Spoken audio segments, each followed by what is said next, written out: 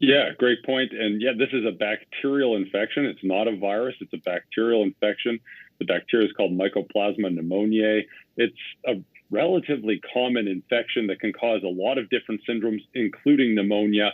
It impacts it can impact anyone of any age, but it does impact younger cohorts, mostly kids and teenagers. There's periodic outbreaks of this. For example, last year, China had a big outbreak of it. We have periodic outbreaks of it in Canada. The United States was seeing a rise in cases earlier in the year. And of course, we are seeing a very similar trend here in Canada. Yeah, cases are surging, especially in Ontario. So are you saying that this is a cyclical type thing, or is there greater cause for concern here?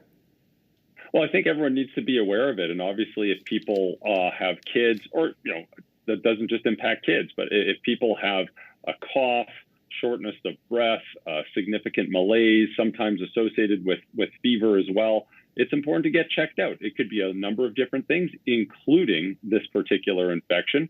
I'm just going to say it's not hard to diagnose, but the diagnostics for this sometimes take a bit of time to turn around. And usually if people present with a compatible syndrome, many physicians will just treat empirically, because sometimes there will be a delay in diagnostics. And if someone has a compatible syndrome or a compatible chest x-ray, they would use particular antibiotics to cover this type of infection. How contagious is walking pneumonia? It is contagious in the sense that it can be transmitted through the air, and others, of course, in close proximity can acquire this infection. Sometimes we're using the term walking pneumonia, as the name implies. People can still get sick, but relative to other bacterial infections, people might not get as sick, as in they're still able to walk around. But make no mistake, it can still pack a punch. It can still cause severe illness. And the reason it's called walking pneumonia is because some people still feel really crummy, but they're walking around and going through their daily life with this infection. Is there any prevention? And let's talk about treatment too.